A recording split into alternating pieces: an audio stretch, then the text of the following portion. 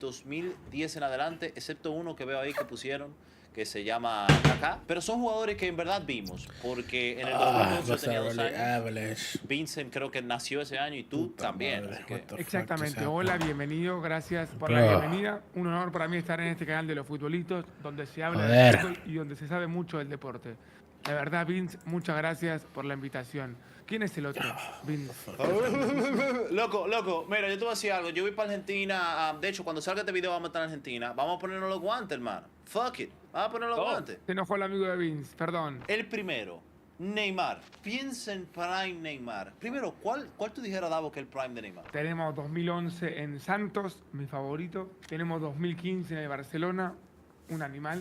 Y creo que 2020-21 en el PSG y en la selección brasileña. 2017 también en PSG y Barcelona, mitad de año cada uno. El que sea es top 5, sí o sí. Cualquiera de esas 4 versiones está arriba de todo. Para mí, Neymar Prime tiene que estar sí o sí. Uno de los mejores Prime de los que están acá. ¿Tú coincides, Vincent? Sí, yo estoy de acuerdo. O sea, lo bueno de estos jugadores, de muchos de los que están aquí, es que tú puedes elegir literalmente el Prime que más te guste. Son tan buenos que tienen muchas versiones. Y cualquiera de Neymar tiene que estar en un top 5, sin duda. Si cualquiera de Neymar tiene que tener un top 5, que los tres coincidimos, ¿por qué nadie nunca pone a Neymar en su top 5 de mejores jugadores de historia, por ejemplo? Porque la historia del fútbol no son los últimos 15 años. Si él fue el tercero en la época de Messi y Cristiano, que en teoría son los dos que están por encima del 99% de los futbolistas, ¿por qué él nunca entra en un top 5?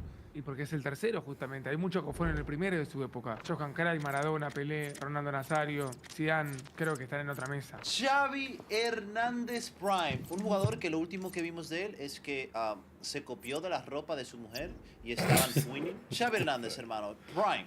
¿Qué creemos de Xavi? ¿Qué crees, David? Esto me dijiste que es del 2010 para acá, sacando a Kaká. No hay ningún mediocampista de los que estén acá que sea mejor que Xavi. Por lo tanto, si vamos a hacer una tier list, ponelo donde quieras, pero ningún mediocampista puede estar por delante de él. Interesante, o sea, que si lo ponemos del 5 a 10, sería el mejor mediocampista. O sea, sería el mejor mediocampista del Prime de Xavi es el mejor mediocampista de esa época que él tuviera. Era Luka Modric, por ejemplo. Hay que admitir que hay uno que está cerca, en 3 minutos. Yo estoy de acuerdo que Xavi, y te lo he dicho varias veces aquí en el canal, Xavi yo creo que tiene que ir, no sé si del 5 al 10, porque todavía no me acuerdo de los jugadores, todos los jugadores que tenemos, pero me parece que es el mejor de los centrocampistas que tenemos aquí en la lista. Y yo creo que está lejos de los otros 3, en Prime, él, por lo menos. Y para mí, Luka Modric Prime, es cierto que ganó un Balón de Oro y tiene mucho mérito, pero en mi humilde opinión, inmerecido. Y en mi humilde opinión, Xavi, cuando ha quedado segundo en el Balón de Oro, por ejemplo, esta versión de Xavi era mejor que la de Modric, ganadora del Balón de Oro. Y te digo algo más. Para mí el mejor Modric no fue en el 2018, fue en el 2022. Tengo que decir que no coincido, porque la versión 2018 todavía era un Modric que estaba donde sea. O sea, jugaba a veces hasta de lateral derecho, no literal de posición, sino que tenía que cubrir mucho con la ida de Carvajal, etcétera, a veces con Bale que no defendía. Un Modric que estaba en todos los sitios y que además todavía tenía esa capacidad de controlar partidos que siento que no tenía en el 2022. Para comparar la Champions de Modric en 2022 y la del 2018, fíjate en cuál fue más importante. La del 2022 hay un montón de asistencias que dio él determinantes para que Madrid pueda ganar el partido. Contra el Chelsea en cuarto de final, en la ida es un pase impresionante a Benzema. En la vuelta es un pase impresionante a Rodrigo, creo que fue. En octavos contra el PSG hay una jugada que lo marcan hasta 5 y no se la pueden sacar. Y después da la asistencia para que Benzema remonte. Y además era el mejor mediocampista del Real Madrid en ese momento. En ese 2022 fue más importante que Valverde, que todo. Para mí, Modric fue el mejor mediocampista del Madrid en el 2022. Y en el Mundial de Qatar fue muy bueno también. Tuvo a un partido y llega a la final. Al igual que final, pero para mí el de 2022 es mejor, en mi opinión. No coincido. Pero bueno, para avanzar con el tier list, podemos poner a Xavi, hay que debatir si entre el 1 al 5 o el 5 al 10. Yo creo que podría ir 5 o 10 por la cantidad de jugadores que quedan. Yo creo que va 5 o 10 está bien. Sigamos a un delantero que parece que todavía está en su prime o que ha vuelto a su prime, que es Robert Lewandowski. Y yo creo que su prime, si nos basamos en la estadística, es insuperable en ese sentido. Porque ganó un sextete y por ende un triplete. Sí, fue el máximo goleador de la Bundesliga, de la Copa Alemana y de la Champions League. Mucho más que eso no se puede hacer. Yo creo que es el mejor prime que se ha visto en los últimos años, sin dudas. Después, futbolísticamente, creo que hubo mejores. Inclusive para mí el prime de Benzema o mismo el de Suárez es el mejor. Pero estadísticamente, la verdad que Lewandowski mereció ganar un Balón de Oro. No lo ganó porque no se entregó. pero el del 2020 era para Lewandowski, 100%. Sí, coincido. ¿Tú también, Vince? Sí, yo creo que es como dice Dava, tema futbolístico. Quizás jugando al fútbol en su prime, Benzema me gustaba más, la verdad, bastante más. O el mismo Luis Suárez me parece más jugador. Pero número lo tiene. O sea, dime quién te gana un sextete metiendo 60 goles. Muy poca gente lo ha hecho eso. Yo creo que Lewan no puede caer más abajo del 5 al 10. Sí, yo creo que Lewandowski al final es un jugador que los números siempre va a tener, pero también son números que consiguió jugando en una liga en la que no la consideramos top 2, muchos ni la consideran top 3. Aún así la Champions que hizo me acuerdo que fue bastante bien, una Champions que también fue una Champions que tuvo menos partidos y que aún así haya metido esa cantidad de goles, es algo que está Lewandowski. Yo no creo que el prime de Lewandowski entra en los top 10 primes. De hecho, viendo la lista que tenemos aquí, probablemente y desafortunadamente tiene que entrar entre el 15 y el 20 por la cantidad de cracks que tenemos ¡Wow! aquí. Tan bajo. Lo bajaste mucho a Robert. Es que, bro, es que no es Robert, es la cantidad de cracks que tenemos aquí, teniendo en cuenta que cada tier solamente pueden haber 5. Bueno, hagamos así. Will, decidimos. Después vamos viendo si lo cambiamos. Yo siempre tiene que ir 15 veces. El amigo mío de Davo, La caca. Sergio Kun Agüero. El Kuni. Sergio Kun Agüero. Entiendo que su prime no es haciendo streams. Entiendo que su prime es jugando fútbol. Para mí la temporada prime de Agüero fue la 18-19. En mi opinión. Me acuerdo que en ese partido vacunaba a todo el mundo. Los partidos contra el Liverpool eran cine, vacunaba. Tuvo buenos años también anterior. Pero esa versión 18-19, una de las últimas, básicamente su último pico, creo que fue genial. Yo creo que el Kun fue un jugador muy constante a lo largo de su carrera. Tanto en Independiente como en Atlético de Madrid y como en el Manchester City, siempre tuvo un buen nivel. Y estamos hablando de más de 10 años de carrera, 15 años. Pero si vamos a un prime en específico, yo no sé cuál es su mejor versión. También puede ser la del 2014-15, por ejemplo. No creo que tuvo un momento que fue muy superior a los demás. Creo que siempre se mantuvo a un nivel alto. En prime podemos quedarnos con la 18-19, es cierto. Inclusive hay un City 1, Liverpool 0 que lo gana con un golazo de él. Y ese partido la liga. Pero sí, metía muchos goles fuertes. Viendo por lo que tenemos ya puesto en el tier, a mí con Agüero, por más que lo ame y lo quiera, no es mejor que Lewandowski. O sea que tiene que ir del 15 al 20. Estamos todos de acuerdo con No. eso. El prime de Agüero no es mejor que el de Lewandowski. Sí, yo pienso lo mismo. Aún El así, prime de Lewan Agüero no es mejor más. jugador. Eso puede ser, pero Lewandowski tiene el doble de goles. Yo creo que estamos subestimando mucho a Lewan, ¿eh? Es más, voy a decir algo, voy a hacer una petición. Subí a Lewan. No puede estar ahí, boludo. Ganó un sextete a 160 goles. Estamos subestimando mucho. Ahí está O mejor. sea que si subimos a Lewan, significa que el Kun inaugura la sección de 15-20. Y es muy injusto para Lewan estar 10-15 para mí, boludo. Lewan en su prime encima. O sea, ¿qué más puede hacer? Para ti Lewandowski debería ir de 5 al 10. Por ahora déjalo ahí. Vamos debatiendo con el pasar de la tier list, pero creo que 16-20 es muy bajo para él. Kylian lo tiene Mbappé. ¿Ustedes creen que Kylian Mbappé ya alcanzó su prime o todavía le falta? Para mí todavía le falta. En el mundo perfecto yo quisiera pensar que todavía le falta, ¿verdad? Yo quisiera ver una temporada con el Madrid entre 40, 50 goles, que ya no pasa mucho. La verdad es que Messi y Cristiano no mal acostumbraron. Y bueno, Lewandowski y Suárez hay jugadores que también lo han hecho aquí. Pero no sé, loco, a Mbappé lo veo más lento. No sé si este nuevo Mbappé, más delantero centro, puede hacer lo que hizo ese Mbappé del Mundial 2018, Mbappé del PSG. Yo voy a decir una opinión no tan popular que no sé si se ha dicho en la historia del internet. Mbappé prime Ok. es mejor que Lewandowski prime. Sí, coincido. Back in chat. ¿Y tú, Vince, coincides? Polémica, pero sí. Son Me parece posiciones- más jugador. Son posiciones distintas. Yo creo También. que Mbappé depende menos del equipo que Lewandowski para generar peligro en su prime. Bueno, Creo que este Mbappé de hoy, ¿no? Pero Lewan nunca podría hacer lo que hizo Mbappé en Qatar. Claro. Tirar del carro a una selección él solo, llevarlo a una final del mundo, hacer 3 goles. Creo que ningún jugador podría hacerlo en realidad. Por un tema de que Mbappé es un jugador que quizá en una jugada te gana el partido. Yo creo que Mbappé debería ir en top 10 primes esta lista. ¿Ustedes me bancan eso o no? No está mal. Lo dejamos ahí y después vemos. Yo creo que está un poco alto, pero sí, después vemos. Cristiano Ronaldo. Para muchos, incluyéndome la cabra, el GOAT. Prime Cristiano es otro jugador que tiene varios primes. Obviamente el famoso prime del United, que entiendo que Davo ama ese prime del 2008, que gana Balón de Oro, gana todo. Pero también tuvo bastantes muy buena temporada en el Real Madrid. La 16-17, doblete en la final de la Ay, Champions. la Igualmente la Champions. 13-14 cuando gana la décima. 14-15, de hecho, tiene un gran temporadón hasta que se lesiona. Cristiano, tiene que estar en el top 5. Ni siquiera hace falta debatirlo, claramente. Obvio. Sí, obvio. Obviamente por encima de Neymar. La pregunta es si debería ser el 1 o el 2, porque quizás No sé. algunos de esas charlas se están reservando el número 1 para Lionel Andrés Messi, que es el que sigue. Messi tiene, para mí, 15 primes.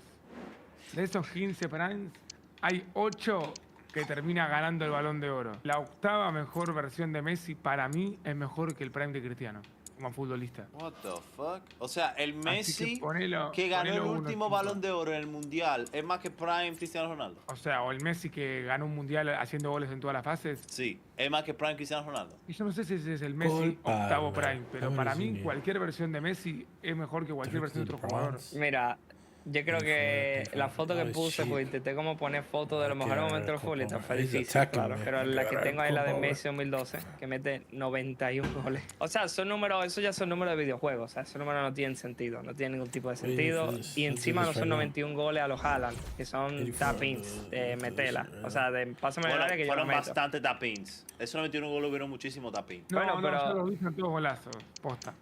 Imagínate que sean 30 tap-ins, todavía te quedan 60, que hay como 20 que son tiros libres, hay otros que son llevándose a 5 defensores, o sea, el tipo, el uno, o sea, no...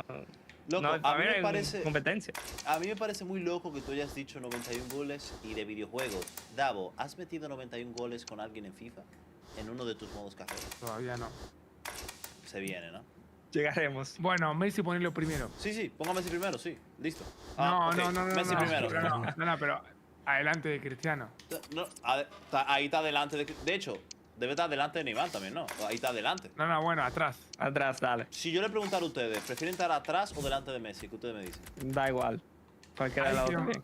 ahí quedó mucho mejor, bien, Will. Perfecto, yo detrás. Andrés Iniesta, jugador que se retiró recientemente, que muchos jugadores comentaron en su retiro.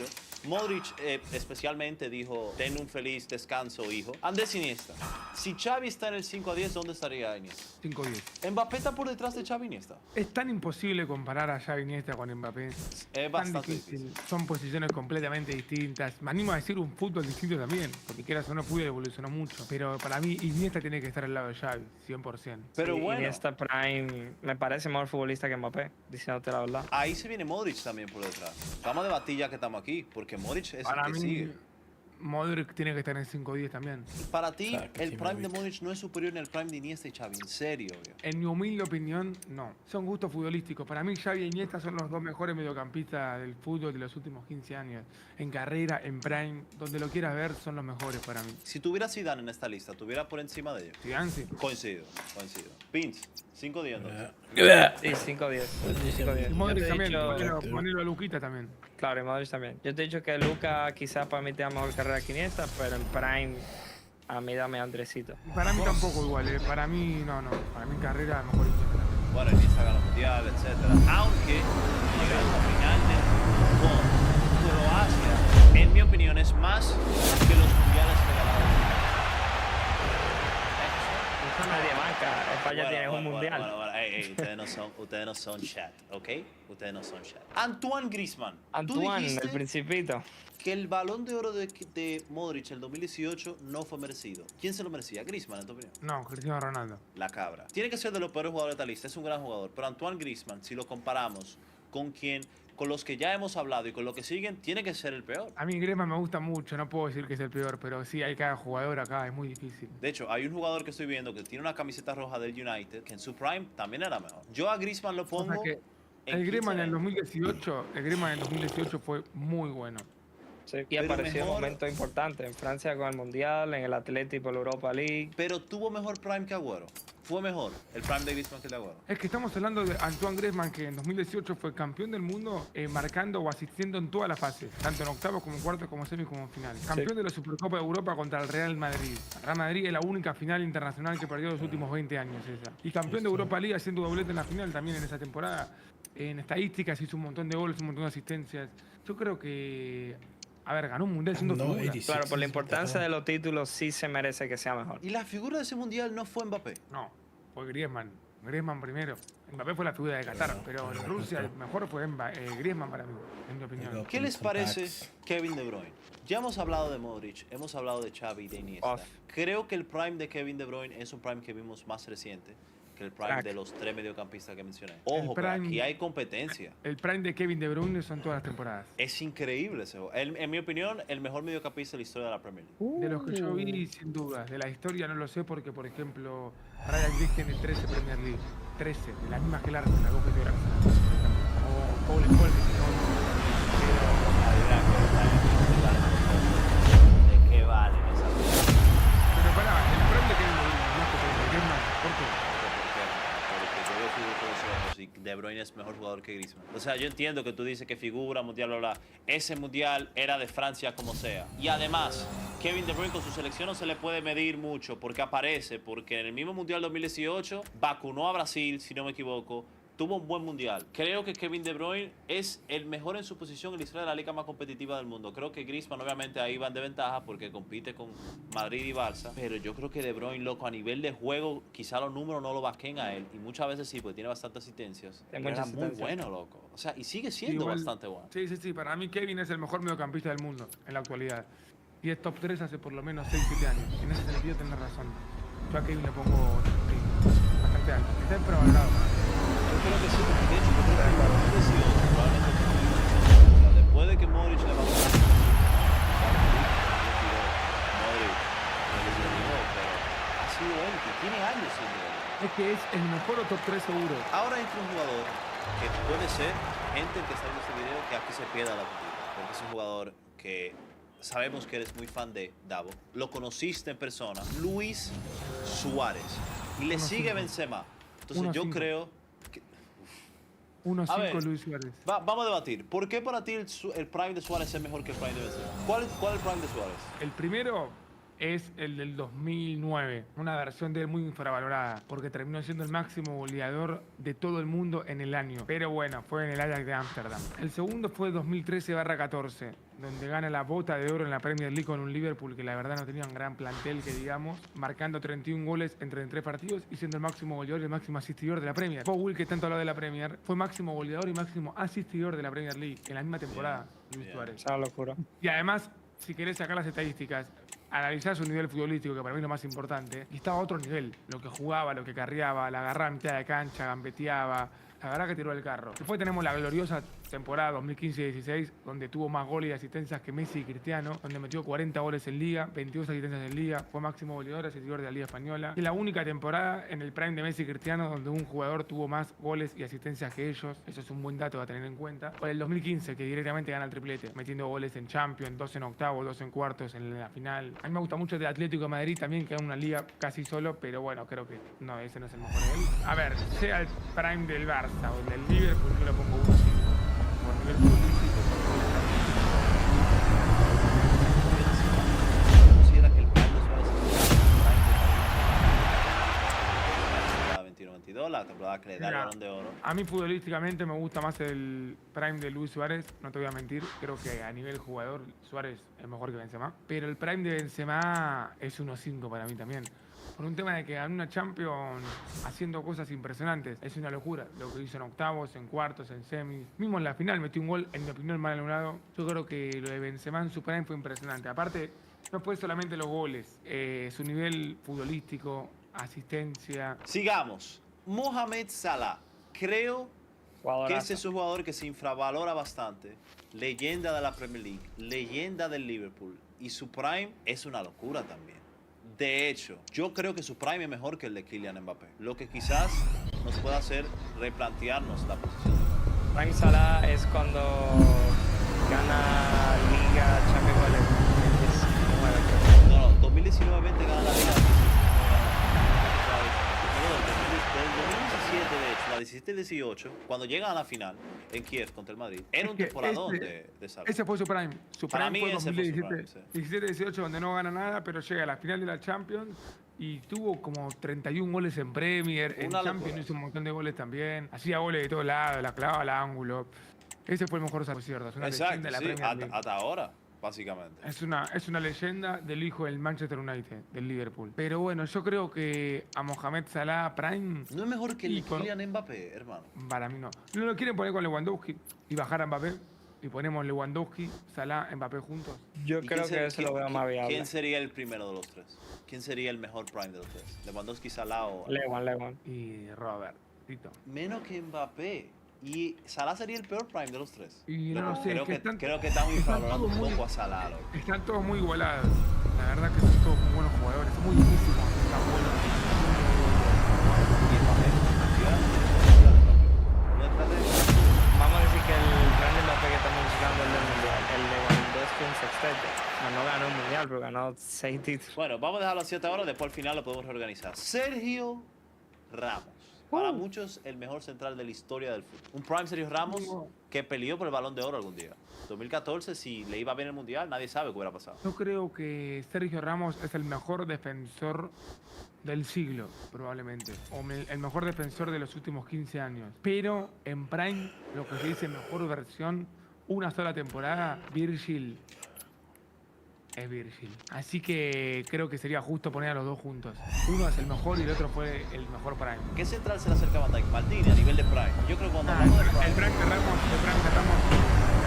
lo que pasa con Ramos es que toda la carrera, no solamente un momento. Pero el Ramos de 2013-14, el que gana en la Champions, fue impresionante. Literalmente esa Champions la ganan por Ramos y por Cristiano. Yo pondría a los dos en 10-15. Bueno, Sí. se completa la categoría 10-15 entonces.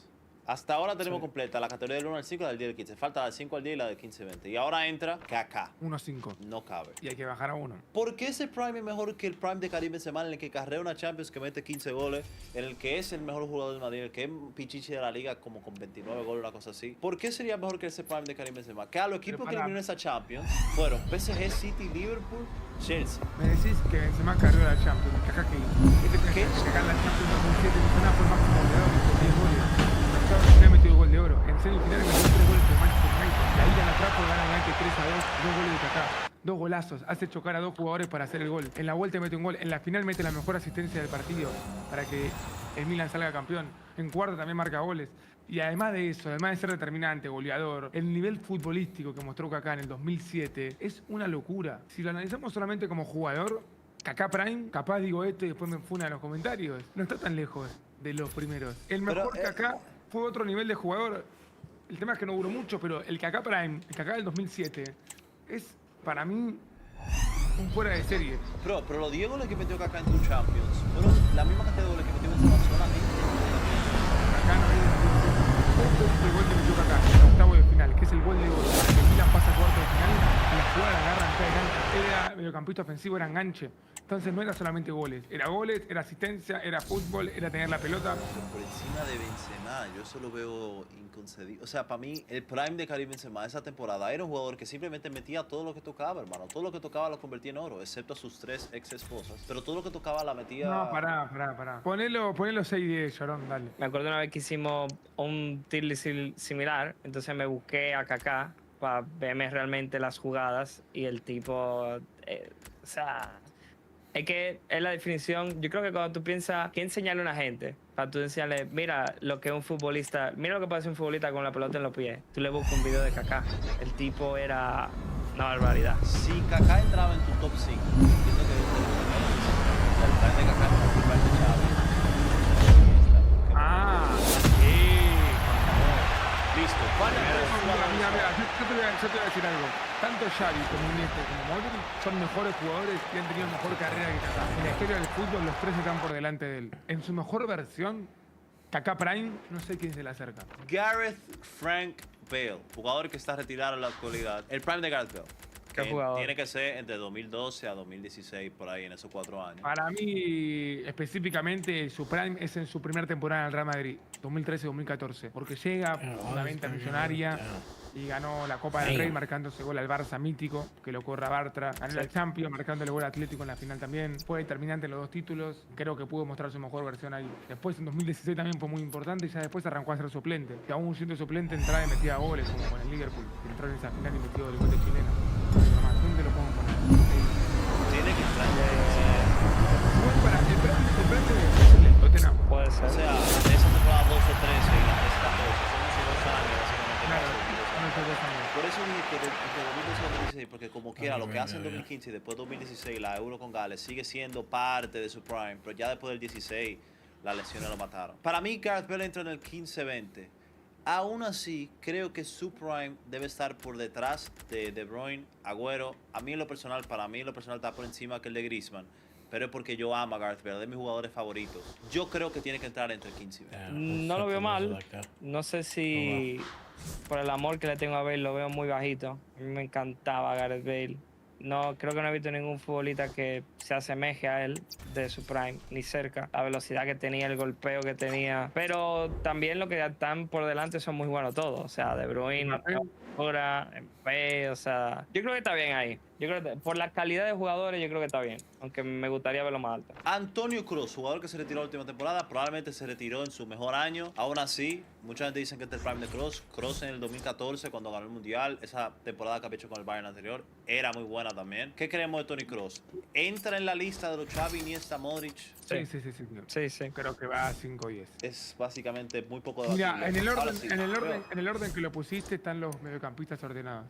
Xavi, Iniesta, Modric, Kroos. Wayne Rooney, jugador mira, tú eres fan del United, tuviste bastante años de Rooney. ¿Qué te pareció en su prime? Que creo que su prime fue bastante joven. Muy joven, sí. A ver, Rooney también era un jugador que se mantuvo en la élite durante muchos años. No sé principalmente cuál es su mejor versión, pero al Manchester le ha dado mucho, de las mayores glorias de la historia del Manchester United. A mí Rooney me gusta mucho igual, es una de mis debilidades. Pero bueno, a usted le gusta mucho Gareth Bale y lo pusieron ahí. No puedo quejarme. O sea, que tú pusieras, si este tier list fuera tuyo, tú pusieras Rooney por encima de Gareth Bale. Yo a Rooney lo pongo por encima de la mitad de esos jugadores que están ahí. Davo, si el tier list fuera tuyo exclusivamente, ¿hay algún cambio que tú le quisieras hacer? Haz 2 cambios. Va a doler, pero bueno. Bajo hasta la suba a Griezmann. Wow, me sorprendió eso. Sí dolió. Vin, si el tier list fuera tuyo, ¿qué tú hicieras? Yo estoy creo que bastante contento con el tier list, pero hay una debilidad mía aquí que la veo muy bajita. Y aquí a Sergio Ramos te lo subiera del 5 al 10. ¿Y a quién bajaras? Probablemente a Kroos. Bueno, Porque te si compro que Van Dijk fue mejor defensor, pero para mí Sergio Ramos como futbolista le dan 1000 vueltas. Yo creo que si el tier fuera mío, obviamente Cristiano fuera el 1. Gracias a Dios. Creo también que Modric estuviera mucho más cerca que acá. Este fuera mi tier. Ahora sí, señores, muchas gracias por disfrutar de este tier. Gracias, Davo, por pasarte por el canal. De verdad que sí. Nos vemos pronto en Argentina. Mientras ustedes estén viendo este video, vamos a estar en Argentina. Vamos a estar grabando contenido para el canal de Davo, para el canal de nosotros también. Así que pronto esperen esa colaboración en persona. ¿Sí o no? Chao muchachos, cuídense. Gracias por la invitación. Speaking of great players, we'll notice our guests have swapped seats. It is Neve's turn to be in charge of the Saturday Social Magnets. You can see there's a range of age numbers on the Saturday Social whiteboard. What's the plan, Joe? Yeah, absolutely. So we've got 16 all the way up to 32 listed. We're going to go through Neve's selection of the best player at each age group based on this season, though. We're going to make that importantly clear, aren't we? This is not based historically, so there are some big name omissions coming up, I think. But there are some also incredibly informed players. Let's start at 16, shall we? Who are you going for? This is a tough age, isn't it? Because there's not really It's an many outrageous 16-year-olds. request when you really think about it. Yeah, I couldn't think of many 16-year-olds and I didn't want to spend long doing so.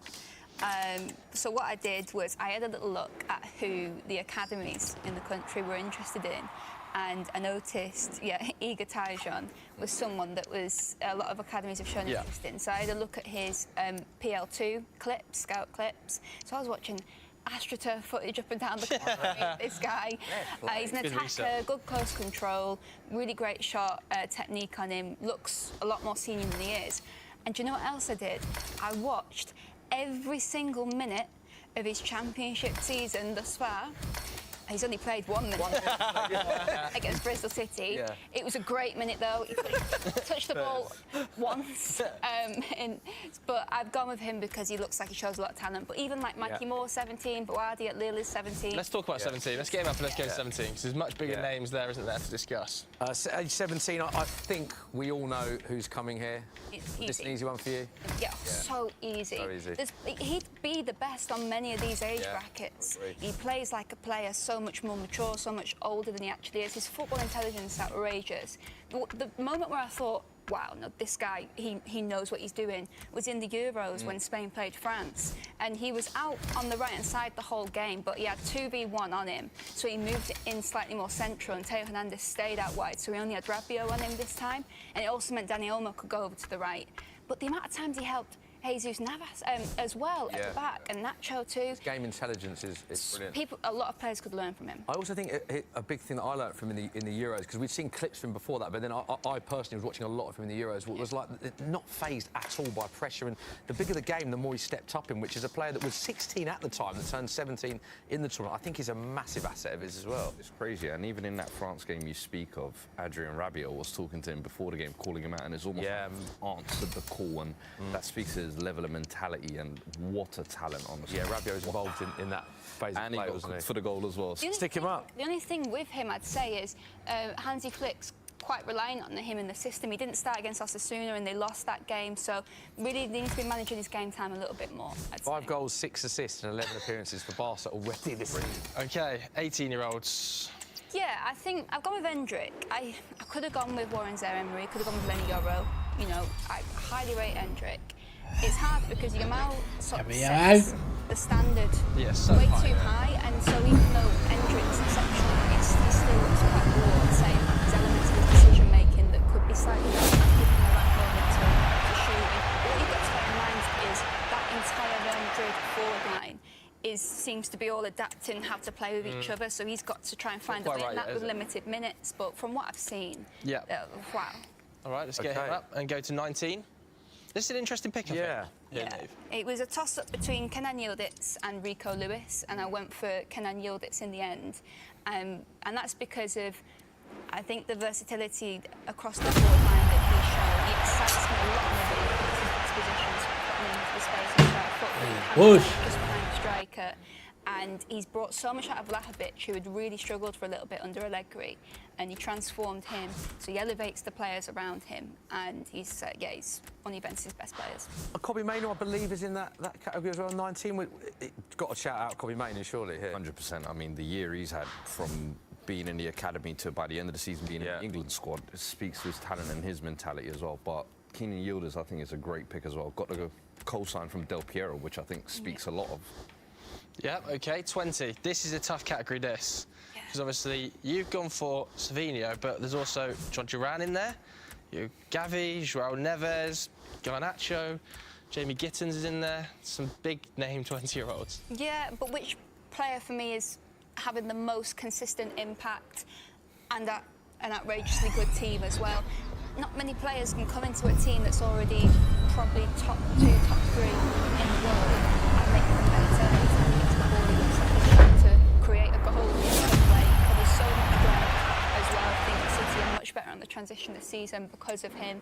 But yes, he's improved Manchester City, for goodness sake, so that's what for me. Stick with me now. I want to spend time on the age 21 category because this is stacked.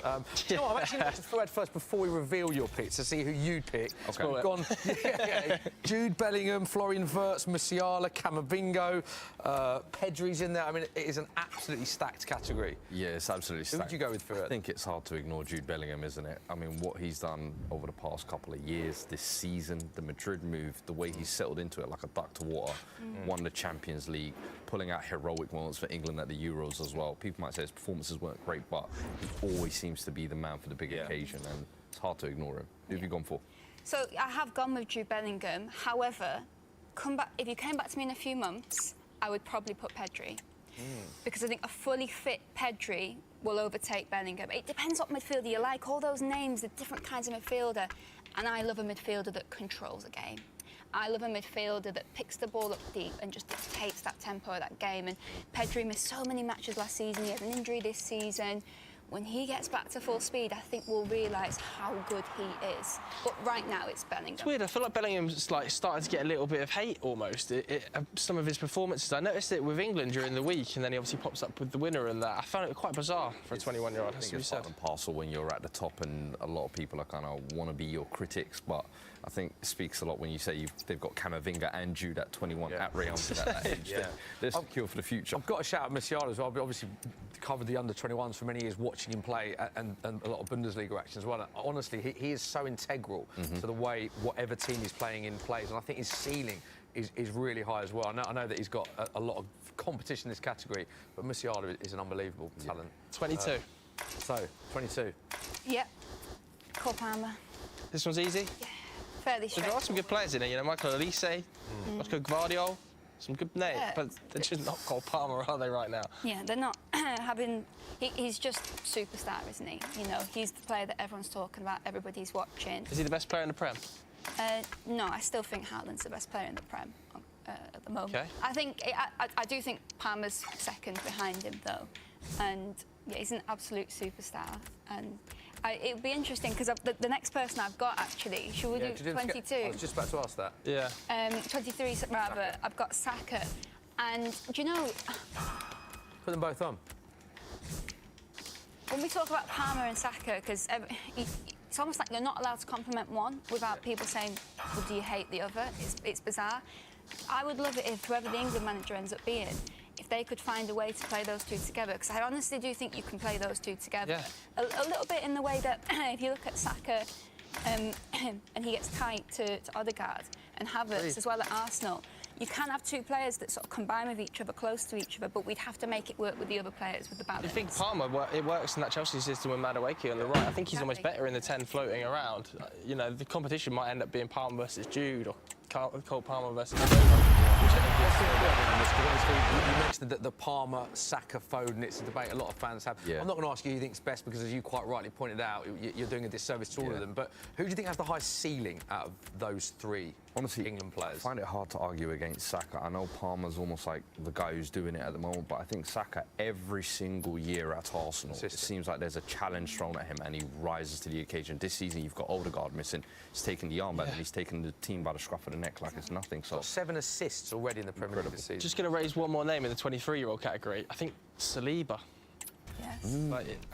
Rolls Royce. It's unbelievable. He might be the best centre-back on the planet right now, alongside, you know, Virgil van Dijk. Oh, you raised your eyebrows. I think it's close. I like that you mentioned Virgil. No. I agree.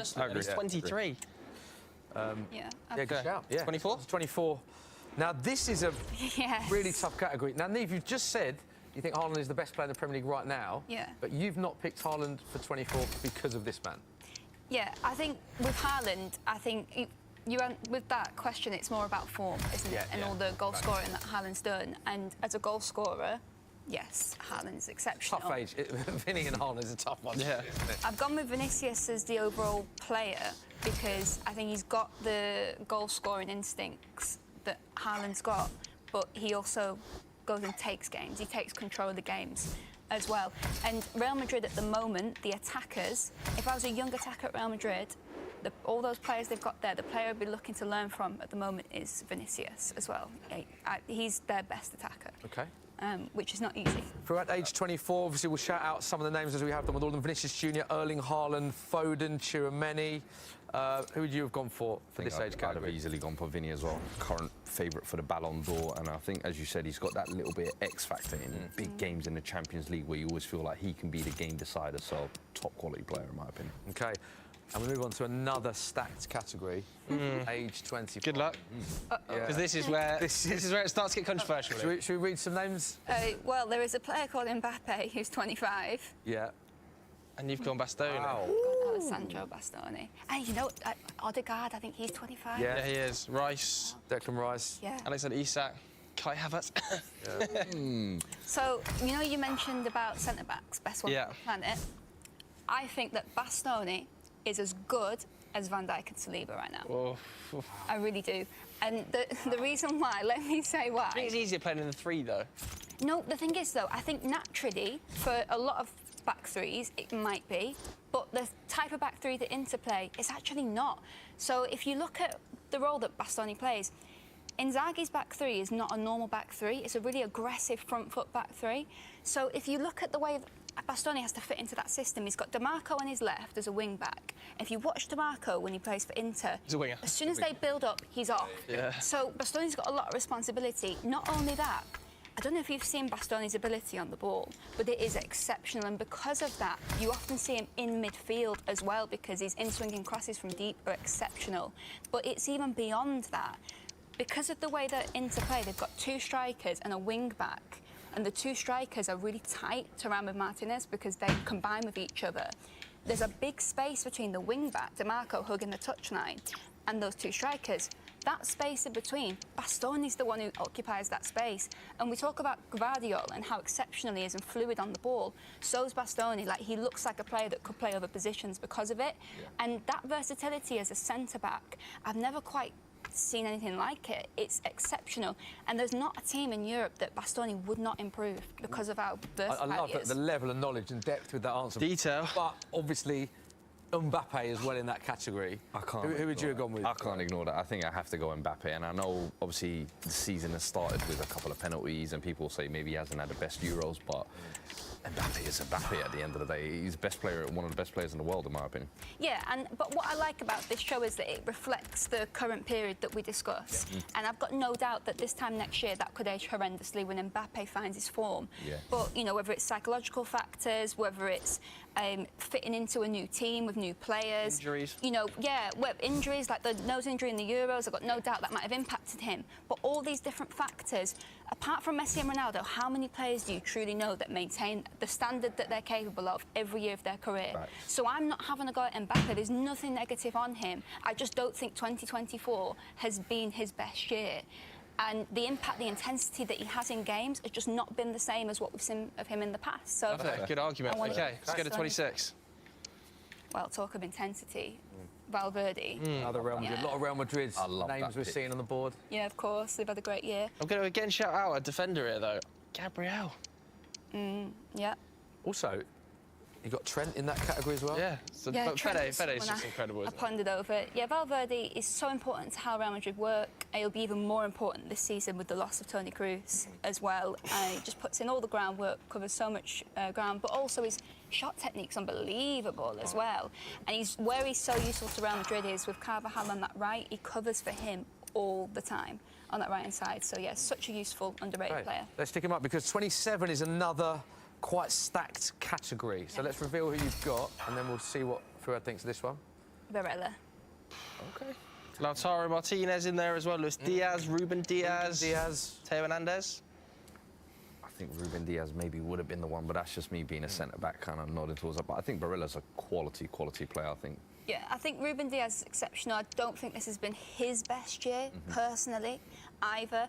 I've gone with Barella because another one who I think is so underrated. I don't know if it's maybe his, like, slightly diminutive stature as a midfielder that's put Premier League clubs off him, because it shocks me that there's not been more interest in him.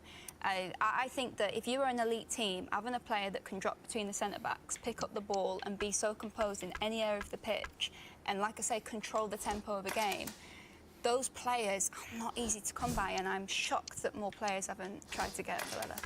Yeah, shout out Lautaro Martinez, obviously top scorer in Serie A last season, 24 goals. But you've gone with Barella, let's stick him up. I think 28, I don't think we need to spend too much time with. I don't want to say tap in to be disrespectful to anyone, but I imagine most people would have Rodri in this category. Not amazing alternatives either. No. To be said. This is It's like City get an extra man, I think, because they attack so highly. There really is not many number sixes that possess all the world-class abilities. And what separates him from other number sixes, I think, is that he'll always find the best pass, never the safe pass. I think other number sixes could really learn from him on that. Do you know what I think Man City might miss about him? We talk about his on-the-ball defensive ability. We talk about that side of it, but, like, the goals, the clutch goals. I think 17 goal involvements last season. That's big numbers to replace, by the way. Well, this just dictates. This is a crazy one. 29, I love it. You always shout out Lobotka. Every time you're on the show, you shout out Lobotka. Yeah, I've got a lot of time for Lobotka. Do you know who else has got a lot of time for Lobotka? Go on. Cesc Fabregas. So if you want to have a go at me, we'll go and have a go at Cesc Fabregas. Because when Fabregas was asked about Lobotka, his words, not mine, were, Mamma mia, I wish I could have a team of 11 Lobotkas. He's world-class. Yeah, you know what, I did see that, exactly what he said, Yeah, exactly. Conte loves him as well, doesn't he? So. Yeah. He was one of the 4 players that Conte said to be at Napoli, he has to keep him.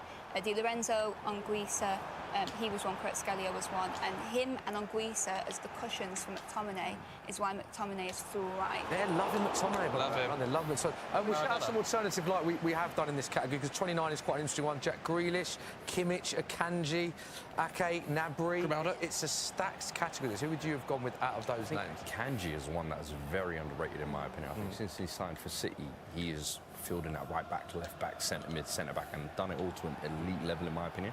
Let's not forget the Euros he had over the summer as well. Incredible. Okay. 30. Yeah.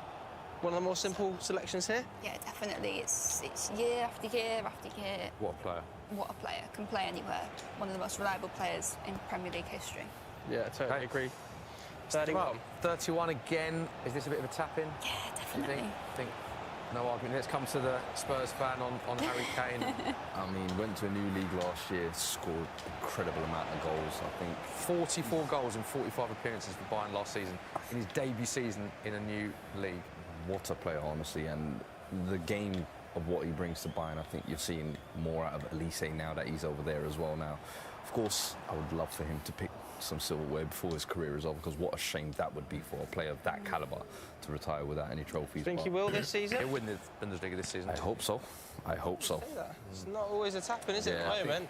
You know, new season, under Vincent Kompany, first season, they've been taking a little bit of heat last couple of weeks, I've been seeing recently from performances, but overall, is he the best striker in the world for you, Neve? No, I still would rather have Haaland as a striker. Yeah, and then Best him. striker in the world for you?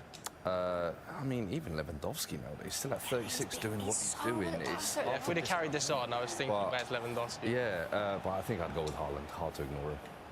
Okay, let's get Kane up. Could have done with Kane. Talk about against 32, because there's a good bit of discussion here. Good discussion here, yeah. Although Salah is I standing. think Salah is the standout, yeah. Yeah, sure. Who have you got that could? Well, I think Emiliano Martinez had a really good year. Like, He's had a not good Salah's year, level. but I that's think not- Son is decent at 32. Do you know, even the fact that you're putting those two, I like those two. Jack has had a very good year at 32. I mean, that's I mean, Leverkusen. what is? I'm sorry, I'm not on board with this Invincible, whatsoever. Do you know? I feel like what's just happened there epitomises Salah's whole career. That he's lumped in these conversations he shouldn't be lumped in. The conversations he should be lumped in is, hang on, is this the right winger in the best of all time Premier League 11? And to which the answer is yes. Because of his consistency and levels every single season, changes his game to adapt to whatever style he plays in.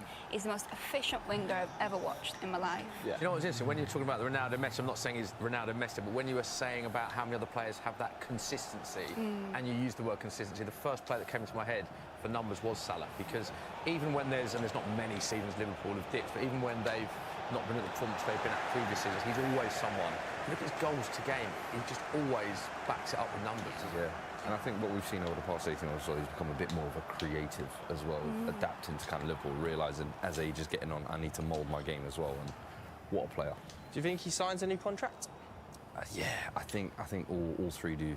Do you? All three of them? Trent, and I think they will. I think it's hot. Those are big think big all three characters. will? to Do you me. think if Liverpool could have two, Liverpool fans get two, one has to go? Which one do you think they'd be the least sad Trent about? has to stay. Yeah, because the age Son of the profile. soil. Yeah, and I think Virgil as well. Okay. You think they'd be happy to lose Salah? I say keep Trent and Salah, let Van Dijk go, and bring Bastonian as a replacement. Wow. That's incredible. And you did mention there the conversation we should be having, so let's have it. Where does Mo Salah rank in terms of greatest ever Premier League players in his position? First. Number one. Yeah, for you. yeah. Can you name me someone that I can put in that? Cristiano. Premier League, though, I think he's. He won the I Ballon mean, d'Or. he won the Ballon d'Or here. He's But set I the mean, record. we've got to give a little bit of respect to longevity, no? I agree. I think what's agree. Ronaldo I got, do like agree. 100 and something Premier League goals, 102, 103? Has he got like 160? Yeah. I think if you're taking longevity into account, yeah, you definitely have to give it to Salah. Okay, stick him up. The consistency is just outrageous. isn't it? Unbelievable, yeah, Like, numbers. even in his low season, it's like the numbers that just you wouldn't associate He's with got him. 25 goals for Liverpool last season, 6 goals already this season. Yeah, unbelievable player. There is confirmation of Neve's list. Really enjoyed that, Neve, as always. Let us know what you think of those picks at home. Hey everybody! What's up? How's it going? We are almost to the end of the U.S. men's national team's first game under Mauricio Pochettino against Panama. We are up 1-0 on a very well-worked goal between Christian Pulisic and Brendan Aronson and Jedi Robinson. We got finished by Yunus Musa, his first ever goal for his country. A nice one. And it's 1-0 right now with a couple minutes left to go. So I guess really, how are we feeling about this, Chuck, based on what you've seen? Are you feeling good about this first step of the Pochettino era? What I will say, Jimmy, is it's a process. So I didn't expect to be wowed. I didn't expect for me to say, oh my God, look at the transformation of this team with Mauricio Pochettino on the sidelines. Yeah, we saw some good things, but they still have a long way to go, and this wasn't going to be a one-match cure-all thing from Pochettino. So in the end, yeah, there were some good things, but Panama have brought the game to the U.S. for large portions of this match. There's a lot of subs here, Big Tones, so maybe second half we can give, there's going to be a different change of flow and rhythm, but based on what you saw, let's say, with the guys that started the game, it seemed like I saw some ideas there that we hadn't seen previously under Greg Berhalter. Yeah, there was. I wrote some stuff down that I liked. I mean, there was a little bit of structure to the game, right? We saw them in this. They were listed as a 3-4, a 4-2-3-1. I'm sorry, but it became a 3-4-2-1. Like Pulisic inside, a little unbalanced with the fullbacks with Anthony Robinson higher up the field than Joe Scally. They were building out with three, so maybe from a Joe Scally standpoint, making the attacking part of the game a little bit easier for him. There was a philosophy. All right, so yeah, you're a couple seconds behind here. That's good news here because they were struggling to close out the match. Ricardo Pepi, baby, it's what he does. Scores goals in Texas. Ricardo Pepi. Well, going, I saw the shirt. I saw the shirt in the stands that said "There's no party, no Pepi, no party." No party. Yeah, so that's good that he gets a goal as well.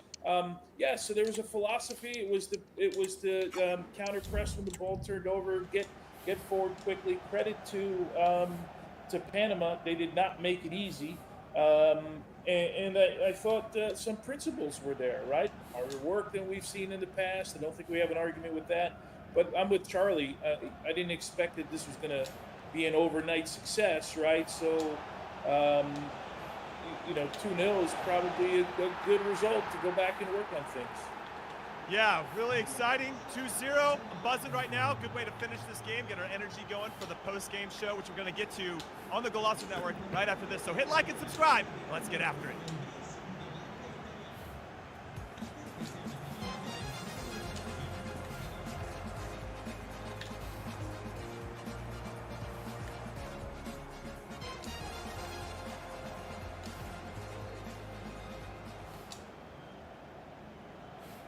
Hi, hello, and welcome to your favorite Average to Good podcast. Call it what you want. I'm Jimmy Conrad alongside Charlie Davies and Big Tones, Tony Miola, a legend for the U.S. men's national team. Me and Chuck, self-legends, I think, for the U.S. men's national team. But we're happy to be here with you guys for the first game of Mauricio Pochettino's reign as the manager for the U.S. men's national team. 2-0 final score over Panama. Pretty good result. But Chuck, I'm coming to you first. Given that we're an Average to Good podcast, would you say this was an average to good performance from the U.S.? I would. And it's kind of what we expected. A lot of new wrinkles, a lot of new demands. Seeing players in different positions. Perfect example is Yunus Musa playing in that right wing, right midfield type position, which we haven't seen him in with the U.S. men's national team. He played there with Valencia early on in his professional career, but again, were you blown, away by the performances tonight? No, but we've been preaching patience all along. So for a first match in the silence for Mauricio Pochettino, I'm happy that they won 2-0, and there were some good things that we saw, but a long way to go. Long way to go. You agree with those sentiments, Big Tones? Yeah, I think I would have said this no matter what, but I did like a couple things. I mean, we have we saw some structure in this group, right? Defending in a 4 in the back, building out with 3 in the back. Joe Scally staying in the 3 with Anthony Robinson higher up the field, which moved Christian Pulisic inside a little bit. So that part of it, there's no doubt for me. We're seeing some ideas from Mauricio Pochettino. We saw some principles, right, where he wants to play at a higher tempo, especially early in the game. I thought they got a lot of good work in the middle of the field. So that was good. And there's a general philosophy from Pochettino. And the passing numbers by individuals in that first half was actually pretty staggering. They were really good when you look at it. So we'll go through these ratings here in a little bit. I think all in all, 2-0. Panama may be unfortunate not to get a goal in this game, but for the most part, I got what I was expecting, and I do like some of the things that we saw. No doubt they need to get better than this. This is not the end product, but I do like some things. One thing maybe defensively, I would like to see at the end of the game. And you mentioned the changes. I'd like to see him like be more ruthless in closing out the match, right? Because Panama did have some. Just looking at some of the highlights here, Panama did have a few opportunities. Yeah, they did for sure. And before we get into the starting 11, which I think is definitely something we need to talk about in the formation that you mentioned, Big Tones, one of the things that I was pleased to see on both sides of the ball was us being a little bit more decisive. When I look back at the last window in particular, and sure, we had an interim in charge, and it felt like everything was up in the air. So I can understand why the team wasn't decisive, but I really liked how quick we were playing. There was a certain rhythm to, at least to the start of the game, first 30 minutes, where at times, maybe guys were taking extra touches before, trying to do it all by themselves, or even playing in ones and twos. But in this game, it was just like, get it, move it to the next guy. Get it, move it to the next guy. And if there was a chance to create a numerical advantage, or if we were in a 1v1 and we could run at somebody like Jedi Robinson or Christian Pulisic, I thought we saw more of that. And then defensively, I really like the decisiveness. I know we've been talking about in the lead up to this, and we heard it from the players too in the trainings under Pochettino. There's going to be an instant reaction when they lose the ball. Everybody's going to be super intense, trying to win it back. And I like that because when you know as a defender, you're playing in the back line, and there's going to be an immediate reaction to when the ball is lost, it's a lot easier for you to defend because you know where the passing lanes are or where they're not. And that makes it easier to either close the space or to drop off based on the pressure on the ball. So I actually really liked the decisiveness that I thought was a little bit different. And Chuck, you want to jump in here? No, I think we're all on the same page. Yeah. And I'm looking forward to get into these ratings because I think that will be able to paint a good picture of what we saw tonight. All right, well, let's take a look at the starting 11 first. I want to get your guys' thoughts on this.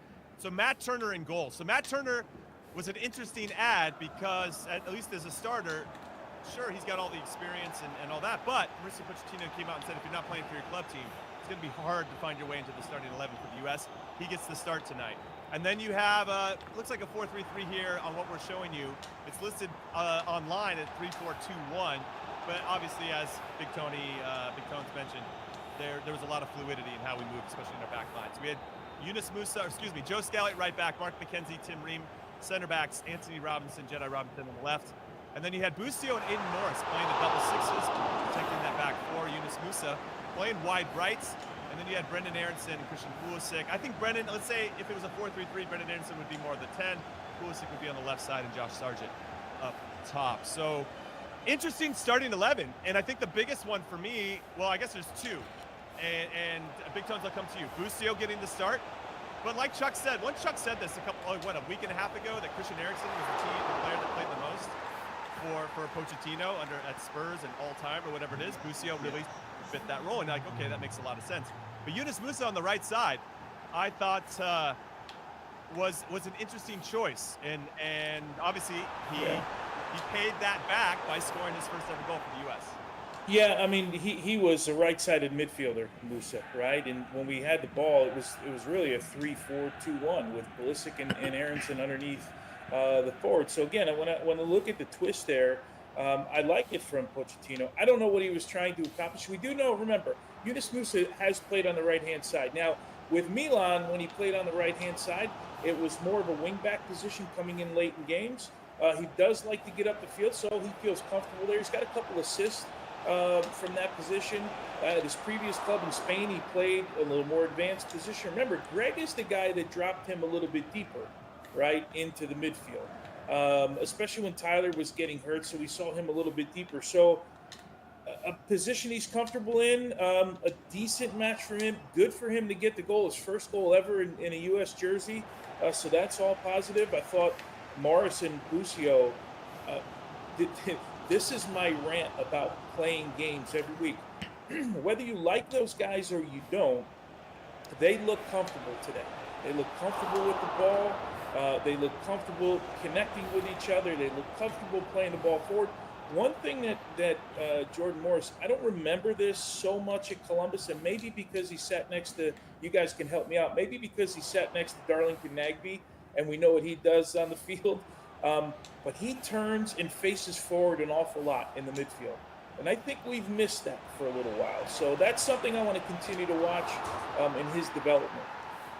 Yeah, and so Chuck, before I give it to you, one thing that I liked about Busio was there was a play in the first half where he starts to sniff that there's an opportunity for him to get forward and to support the play. And I really love that as well, kind of this late running, join the attack late. Hard to mark, right? Because if you're a center back or a holding midfielder, you're kind of watching the ball, especially when it's in the box. You can sneak into good positions, and I want to see more of that. So very similar to wanting Aiden Morris to get the ball and look to play forward, and Busio does that already pretty well. I like that kind of late running. Not to say other guys weren't doing that. Weston McKinney's very good at that as well when he plays a little bit deeper. But I like seeing that from Busio, who I don't really expect that from. I know he does it with Venezia, with Serie A, but maybe there would be a different ask with the national team. So I like that confidence. But yeah, your thoughts, Chuck? Well, I also want to put in perspective that this is Panama. Of course. You know, this isn't Brazil or Colombia or Uruguay, France, you know, Netherlands, you name it. Keeping it real, Chuck. Keeping it real. Somebody has to, right? We got to balance it because it's Panama, and Panama had a lot of possession. They were, especially in the second half, there was a lot of times where they were on the initiative. They were on the front foot. They were in our half, trying to create. Now, did they have the best finishers? Do they have the best attacking players? No. But that's also, you know, one of those things where I'm like, okay, it was a good performance, but it's not great. It's not. We shouldn't be too high on a 2-0 win, where against the run of play we get the second goal to make the scoreline look like better than the actual match was. But I want to give credit to two players in particular for this match. One being Mark McKenzie. This was his best game in a U.S. men's national team Very jersey. solid. So, and to go on Tony's point, he's playing week in and week out in Ligue 1. And that's a big difference. You can tell there's a maturity about him, and his movement, his positioning, everything looks a lot better at this level for Mark McKenzie. And the other guy is Aiden Morris. This is the best game I've seen him play in a U.S. men's national team kit. Now, I think it goes to the form, being in rhythm, confident, and you know, Mauricio Pochettino talking to these guys and getting to know them and saying, hey, I believe in you, I'm going to give you that opportunity to go out and play. Those two players, for me, had a really strong game. And I know it's Panama, and for me, yes, Aiden Morris against Panama has a little bit more time on the ball sometimes. Maybe they don't come to him quicker as they would in other games because teams will drop off. But given what it is, controlling what he can control, very strong performance from Aiden Morris. Yeah, I appreciate you saying that. And there's one area that I don't think we've touched upon yet. There was a lot of passing patterns that we were seeing, right, when Christian Pulisic would drop into that gap. And they would look to find him, and then he'd lay it off to Brendan Aronson, or he'd lay it off to Busio and or Aiden Morris, and they'd look, and then he'd run in advance. And then if we could get Pulisic in those central areas running at the back four, yeah, it's going to be lights out. So I really like that we saw that consistently, and it was very hard for Panama to figure that out. And because Panama was pressing as intensely as they were at times, I actually think that makes the game easier because now it's all setting up like the passing pattern you've been working on in training. If they had dropped off and you don't have that space to play into, that's where I actually think we ran into a little bit of issues. So I'm kind of curious how teams are going to try to slow that down moving forward. But I liked that passing pattern and how effective it was throughout the game. Let's take a look at the match stats, though, and see how it all played out. I know for about the first 20 or 30 minutes, the U.S. had 70% possession, but it finished after the 90 minutes, 55% possession in favor of the U.S., only 45, or I should say only, but 45, they started to work their way back into it, Panama. 13 shots for the Panamanians, 4 on target. We had 11 shots, 4 on target. Corners pretty even, 6 in favor of the U.S., 5 in favor of Panama. So they did have, as much as we're saying, yeah, it's just Panama, but they did have some part of the game where they were controlling it, Big Tones, and I wonder how much that's going to be rectified ahead of the Mexico game in terms of where we want to close down space, and maybe we were dropped a little bit too deep on Matt Turner's lap. When I look back on the game, maybe at times we could have been a little higher up the fields. They got that one good chance at the end. The ball got in behind where the guy should have finished it.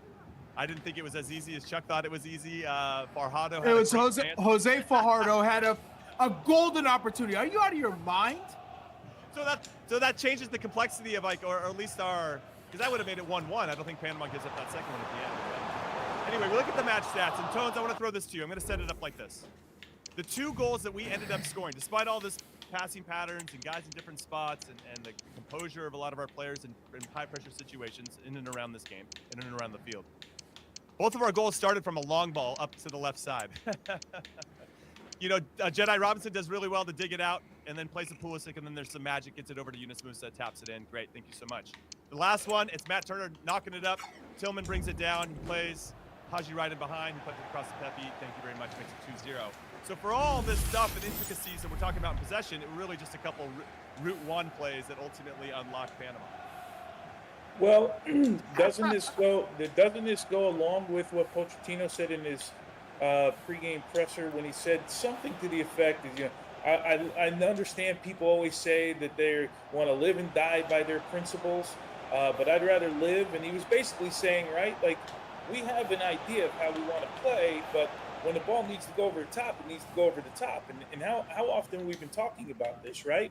So it was the first one was Tim Ream, right? Sent the long ball down, That's right.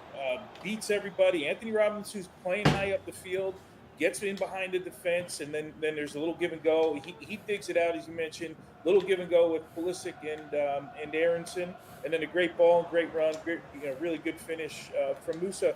So I think that goes along when we talk about these principles. This is something that we didn't see a lot with Greg, right? It was always, how many times did we come on this podcast, and I know you guys did it before, and we were talking about plan B, right? Like, what's plan B? We just keep, plan B is not, just beating plan A over the head all the time. It's just figuring out what the right soccer play is, and maybe, Jimmy, that's what you just saw in those 2 moments. No, I agree with you. It was nice to see a little bit of flexibility in how sometimes you got to mix it up, right? I ask for it sometimes too. Just turn the other team around and let them try to play out of trouble. Or maybe we get to it first like Jedi did on the first goal, and it lends itself to us being in a better position, higher up the field, closer to their goal, and then we can work some magic from there and take some risk. It was nice to see us taking some risk sometimes. But yeah, Chuck, your thoughts on just kind of the run of play and how we were creating our chances? I think what Tony said, I mean, it wasn't anything new. I didn't watch the game and say, oh my gosh, we're seeing different passing patterns and I think the effort at times looked a little bit more intense, like the urgency, the tempo of the passing. But yeah, we saw some long balls. We saw, them play a little bit more direct. There wasn't a lull in the game where we saw, okay, the U.S. is controlling the tempo. They're going to slow things down. I want to use a perfect example in MLS. We see Columbus Crew, for instance. I called the game tonight against Revolution, so I got a chance to see. They take this thing out of the game. They kill it, and they just keep it. And once the U.S. had the lead, you would have expected them to say, okay, we're not going to allow Panama to have the ball. We're going to keep the ball. And they gave the ball to Panama, and then they felt like they were defending for large portions of the match as Panama kept pushing. That's something that needs to get way better. Yeah, I agree. Now let's talk about the subs then really quick. Jimmy, real quick on that, right? Like, because we talk about killing the game off. It's a great point by Chuck using, we all kind of know what Columbus is. There's 2 ways to kill off the game, right? You kill off the game by keeping the ball, or you kill off the game by being really solid defensively and nobody gets an opportunity. I don't know that we did either of those tonight, right? So Panama still had opportunities. So even if we were set up, and I don't think Pochettino set it up that way. Even if we were going to drop back, we gave him far too much in the end. You mentioned that chance. So I just wanted to bring that up, that I think we were kind of caught in the middle of trying to do both of those things, right? And we were a little bit sloppy in that area. Yeah, I agree. Managing the game, right? Something we've talked about plenty of times on the show. Let's talk quickly about the subs before we get to our first break. Ricardo Pepi comes in, scores. Tanner Tessman came in for Busio, his former teammate at Venezia. Malik Tillman comes in, ends up having the second assist on Pepe's goal. Zendejas comes in, and Christopher Lund comes in at the left back spot for Jedi Robinson. Did any of those guys stand out for you? Pepe's going to be the obvious choice. Chuck is our resident number 9. We could maybe even talk about Josh Sargent. We haven't done that either. Maybe he had a good chance that he put over the goal, but I know we're going to get into player ratings here in a second, so maybe just focus back on the subs. We'll talk about Sargent afterwards. Yeah. I mean, Haji Wright also with the great ball. Great ball. So great ball. That's a beautiful assist from Haji Wright. Lund, for me, just didn't do enough. Tessman, it was too short, never got involved in the game, never got into a rhythm. Pepe, outside of the goal, which is all you want is the goal, right? As a striker coming into the game, have an impact, really didn't do well up until that goal, but the goal is how you get playing time. The goal is what you're asked to do as a striker, so he delivered on that note. And I love the fact that he scored in Texas. We've talked about Ricardo Pepi. This is a guy who has still so much potential and room for growth, and he just needs to play consistently. And PSV have already talked about it. He's doing great, but he's never going to play for Luc de Jong. So for me, other than those two guys, I don't think the substitutes really have an impact. No, understood. I do think we lost a little bit of our structure, let's say, when those subs did come on. That's obviously something for Mauricio Pochettino to address with the group. Very quickly about Ricardo Pepi. I'm sure he wants to shake that super sub tag, but then he comes on and scores. It's just what he does. So he's never going to shake that super sub tag until I guess he stops scoring and maybe scores when he finally but it'll keep you on the team, Jimmy. That's true. It'll keep you in the mix, Fair right? point. It's all you can do. The coach gives you. What did he come in? He came in 67th minute, right? He gives you 20-something minutes. He had 6 touches in the game. He scores a goal, right? I mean, yeah, we can ask for more. There's no doubt. But if he does that in the World Cup somewhere, we're like, oh, he's a hero, right? Yeah. Right, so, right. by the way, do we know I'm assuming the no Pepe, no party, was that a family member or a friend? Family member. We got to get some of those. We need a for, shirt. I don't know. Call Jimmy. I'm going to say no Chuck getting triggered, no party. Okay, everybody, we're taking our first break. Call what you want. When we come back, more of the good stuff. We'll get some player ratings, so go anywhere.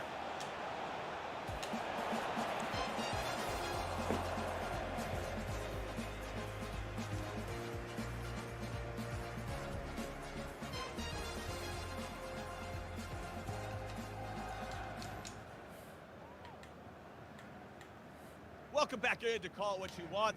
I'm Conrad Dino alongside Chuck Wagon and Big Tones, and we are getting after it. U.S. men's national team, big 2-0 win over Panama. The first game in charge of the team, Mauricio Pochettino, that is. We'll get into some player ratings as we discuss. We're going to go line by line here. And Big Tones is our resident goalkeeper. You get to start. Matt Turner, out of 10. Let's say, 6 is average? 6 is average. 6 is average. What are you giving him in this game? All things considered. I sent in the group chat my halftime rating was a no rating. and then he had the double save. And I ended up giving him a 7 because of the double save. Still be a little bit cleaner with his feet, but that's a big save. Went down to his left, ball gets rebounded, he gets across the goal, makes that one on the ground. So a 7, and there really wasn't a heck of a lot to do in this match for him. Just because we didn't talk to you about it directly, were you surprised that he started? Yeah, I was a little bit surprised based on everything Pochettino, has basically said. I wonder now if he gets 2 games. Right? I wonder if he gets a second game in this one, or does he go someplace else? We can go through that at another time, I'm sure. But yeah, I was a little bit surprised. Could I also add this, just in case? Yeah. Nate, could it also be that Schulte didn't impress in training? More than absolutely. 100% could say, 100%. Mauricio Pochettino say, okay, Matt Turner used to be the one, he's not playing. Look at all these other guys step in, Schulte, but then they didn't impress in training. That to me is the only logical reason is he goes, all right, I know where everyone stands, and the goalkeeper coach says, you know what? Hey, Mauricio, Turner's been the best in training, so I know he's not playing, but these Isn't guys, that what you want? Yeah, that's exactly what you want. Yeah. I mean, it makes me wonder about Malik Tillman not starting and barely getting too much time, and then Weston McKennie not playing at all. So we can get into that once we hit the midfielders. I'm going to do defenders next. I got Joe Scally. I'm going to give him a big fat 6. He did his job, but not really much more than that. Pretty nondescript performance from Joe Scally. I will say, one of the things, if I had to nitpick Joe Scally here, there was a clear, at least for me, a clear idea that, okay, with Yunus Musa playing wide right, And when we went to a back three in the build-up, right, and then you had Anthony Robinson up high on the left side, Yunus Musa was acting as our width on the right side. Joe Scally had a few opportunities where he could have played Yunus the ball early, and I think that's what they want. I think it's by design. You want to get Yunus in a 1v1 situation because that guy just glides by people. Now, I still have an issue with Yunus getting into good spots and then playing safe, when I still think he could go and maybe take a risk as he's closer to the opponent's box. That'll be a conversation for another time. But I just thought Scally could get him the ball a little bit quicker, especially with the pace that we were trying to move the ball, and a little bit more decisive than that. So that's me nitpicking. Defensively, I don't know how much work he had to do, all things considered, but so I'm giving him a 6. I agree. That was Mark McKenzie's best performance. I thought he was really steady and steady throughout. There was no one big mistake. There was that one play that we discussed, Farhado at the ends. I mean, got behind the whole defense. Great ball, by the way, but also got in behind Mark McKenzie. If they score that, we're probably rating him a little bit different. So that needs to get solved, and there needs to be a little bit of anticipation there, but I liked it there. I give him a 7. Tim Ream, I give a 7 as well. Got the captain's armband. I was a bit surprised there. I just thought Captain America, Christian Pulisic, would just get that from here on out until he decides to retire from the U.S. team. But Mauricio Pochettino showing respect to an old center back. That's what center backs do, looking out for old center backs. I'll give him a 7 as well. Jedi, I give 7.5. I thought it's very clear when he's not playing for us that we miss Jedi Robinson. And for him to get forward, and I thought he was dangerous, and he does the work defensively. I was really impressed with him and his composure under pressure and always looking to get in behind. So I'm always happy with Jedi, especially since like these last 2 years has been excellent. So I'll give him a 7.5. But those are my ratings for the defenders. Tones, I'm coming back to you for midfielders.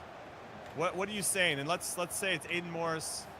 Let's leave Pulisic for Chuck. So you got Aiden Morris and Busio and Brendan Aronson. What are you saying for? Oh, I guess Musa would be thrown in there too if you want. I don't know. Maybe give that to Chuck as well. Tony's muted. Tony's muted right now. He's back. Sorry, guys. I just want to. Has anyone ever done the ratings from Fayetteville, Arkansas, on the campus of the University of Arkansas in an Airbnb? No, I don't. Am I the first? Okay, good. Then let's roll with it here. You look like you're reading us a book, like a bedtime story, Chuck. He's reading something.